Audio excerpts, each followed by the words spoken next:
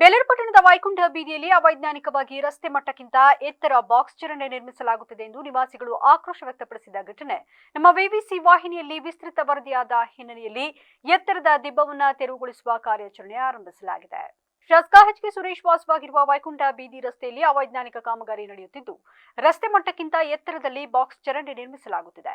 ಈ ಬಗ್ಗೆ ಗುತ್ತಿಗೆದಾರ ಹಾಗೂ ಇಂಜಿನಿಯರ್ ಅವರನ್ನ ಕೇಳಿದರೆ ಉಡಾಫಿ ಉತ್ತರ ನೀಡುತ್ತಾರೆ ಎಂದು ನಿವಾಸಿಗಳು ಆಕ್ರೋಶ ವ್ಯಕ್ತಪಡಿಸಿ ವಿವಿಸಿ ವಾಹಿನಿಯಲ್ಲಿ ತಮ್ಮ ಅಸಹಾಯಕತೆ ತೋಡಿಕೊಂಡಿದ್ರು.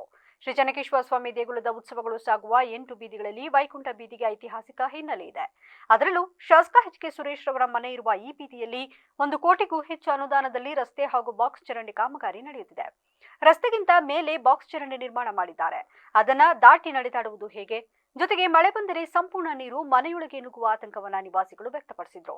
ವೈಕುಂಠ ಬೀದಿಯಲ್ಲಿ ಬಾಕ್ಸ್ ಚರಂಡಿ ನಿರ್ಮಾಣ ಮಾಡುವ ಸಂದರ್ಭದಲ್ಲಿ ರಾಮರಾಯರ ಬೀದಿಗೆ ತೆರಳುವ ಮುಂಭಾಗದಲ್ಲಿ 3 ಅಡಿ ಎತ್ತರದಲ್ಲಿ ಬಾಕ್ಸ್ ಕೂರಿಸಿದ್ದು ನಿವಾಸಿಗಳ ಆಕ್ರೋಶಕ್ಕೆ ಕಾರಣವಾಗಿತ್ತು.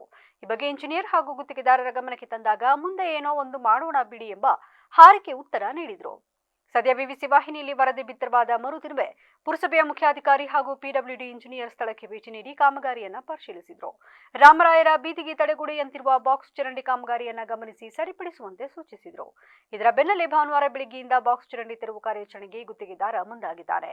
ಆದರೆ ಕೆಲಸ ಮಾಡುತ್ತಿರುವ ಕಾರ್ಮಿಕರಿಗೆ 4 ಇಂಚು ಮಾತ್ರ ತೆರವುಗೊಳಿಸಲು ಸೂಚಿಸಿದ್ದು, ಮತ್ತೆ ಯಥಾಸ್ಥಿತಿ ಮುಂದುವರಿಯಲಿದೆ ಎಂದು ನಿವಾಸಿಗಳು ಆತಂಕ ವ್ಯಕ್ತಪಡಿಸುತ್ತಿದ್ದಾರೆ.